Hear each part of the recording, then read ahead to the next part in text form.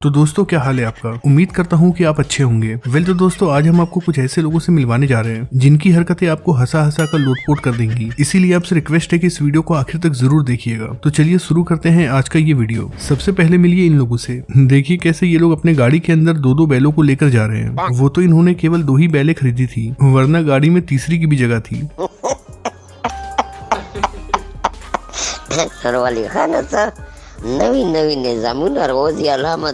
भाई हमारे देश में किस चीज का कैसे इस्तेमाल किया जाएगा ये केवल हम ही जानते हैं। आमतौर पे आपने देखा होगा कि भैंस का इस्तेमाल दूध और गोबर के लिए किया जाता है, लेकिन इन जनाब ने तो भैंस का नया ही इस्तेमाल निकाल दिया। टेक्नोलॉजी। इन लोगों के पास पैसे नहीं थे प्लेन में सफर करने के लिए, इसीलिए इन्होंने अपने टेम्पो को ही प्लेन बना दिया। बस हाथ दो और टेम्पो हाजिर है, जो बारिश और कीचड़ से तो बचाएगा ही, साथ ही साथ प्लेन वाली फीलिंग भी देगा। बोलो दोस्तों, कहाँ जाना है? कहते हैं लूट लेते हैं क्यों बेकार में, आइए न कभी हमरे बिहार में, क्योंकि यहाँ पर खुराफाती लोगों की पूरी फौज है। अब यही देख लीजिए कैसे रेल के डब्बे को भैंसों का तबेला बना दिया गया है। अरे भाई कब तक निकलेगी? साहब जब उनका जी भर जाएगा तो बाहर भी आ लेंगी।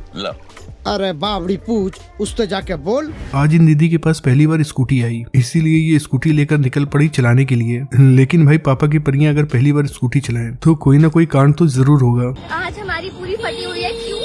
क्योंकि दीदी पहली बार इलेक्ट्रिक चला रही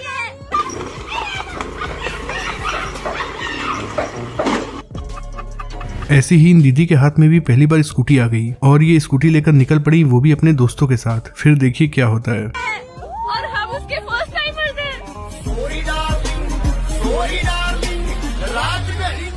बिल्कुल यही एक्सपेक्ट किया था मैंने। यहाँ इस घर का दरवाजा खुला हुआ था, तभी एक दीदी स्कूटी लेकर सीधा घर के अंदर आ जाती हैं। लगता है कि दीदी को समझ में नहीं आया कि ये सड़क है या फिर घर है। मोहतरमा ने गलती से इसे सड़क समझ ली, इसीलिए ये स्कूटी लेकर घर के अंदर आ गई। भाई पहले तो कुछ लोगों ने लोहे का जूता बनाया, फिर लोहे का सैंडल, और अब तो ये लोहे का फोन कवर भी बना रहे हैं। चलो इतना तो फिर भी ठीक था, लेकिन इन्होंने तो लोहे का फोन ही बना दिया, वो भी आईफोन के लोगों के साथ। और तो और इन्होंने तो लोहे का पर्स बना दिया। दोस्तों ये तो आपने सुना होगा कि ताजमहल में काम करने वाले मजदूरों के हाथ शाहजहां ने कटवा दिए, लेकिन आपको बता दें कि ये बिल्कुल गलत बात है, क्योंकि इस बात का पता लगाने के लिए एक शख्स ताजमहल में गया और देखिए उसे वहाँ पर क्या देखने को मिलता है। ऐसा कुछ भी नहीं है, वो कारीगर के किसी के भी हाथ नहीं कटवाए, और वो कारीगर आज भी जिंदा है, वो भी सही सलामत। आप देख सकते हैं वो आज भी ताजमहल में काम करते हैं। इधर सभी के हाथ सही सलामत है। ये सब मनगढ़ंत कहानी है। भाई कुछ लोग ऐसे होते हैं जो पूरी जिंदगी घोड़े की सवारी करते हैं, लेकिन जब उनका बुढ़ापा आता है तो वो गधे की सवारी करने लगते हैं। देखिए कैसे ये अंकल जी गधे के ऊपर सवार होकर रोड पर घूम रहे हैं, वो भी सड़क के बिल्कुल बीचों बीच।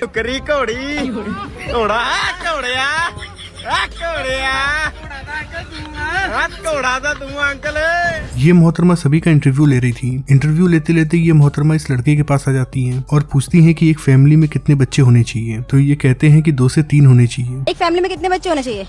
2 से 3 ही होने चाहिए। आप कितने बहन भाई हो? हम तो 8 हैं, 5 बहन 3 भाई। 2 से 3 होने चाहिए, तो आपने अपने पापा को रोका क्यों नहीं? कहाँ से रोकता, 8वां मैं ही था।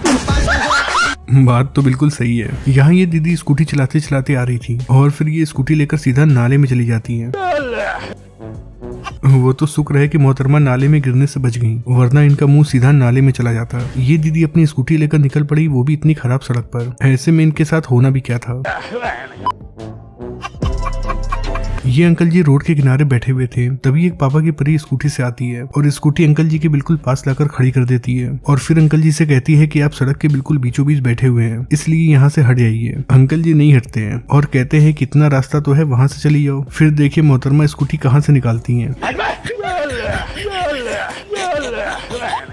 भाई अगर आपको कभी लगे कि पापा की परियां गलत कर रही हैं, तो उन्हें भूल कर भी मत रोकिएगा, क्योंकि एक बार के लिए आंधी तूफान को रोका जा सकता है, लेकिन अगर पापा की परी स्कूटी लेकर निकल गई तो उसे कोई नहीं रोक सकता। वो तो 1-2 को लेकर ही जाएगी।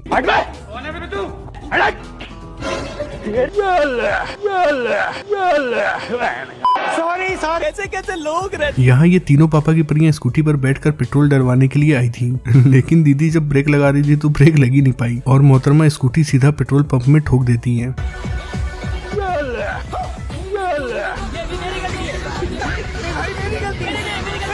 यहाँ पर डंपर खड़ा था। अब इतना बड़ा डंपर था तो हर किसी को दिख ही रहा होगा, लेकिन पापा की परी को ये डंपर नहीं दिखता है और मोहतरमा गोल घूमते हुए आती हैं और सीधा डंपर में ठोक देती हैं।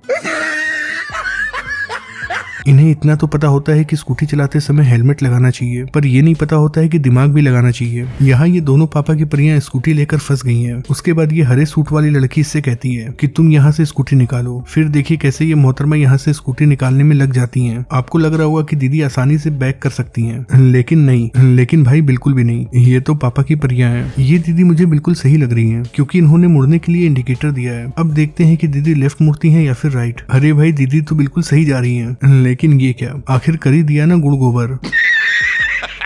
दीदी को देखकर आपको लगता होगा कि दीदी ने टक्कर मारी है, लेकिन नहीं भाई, दीदी रुकती ही ऐसी हैं। इनका तो रोज का यही काम है।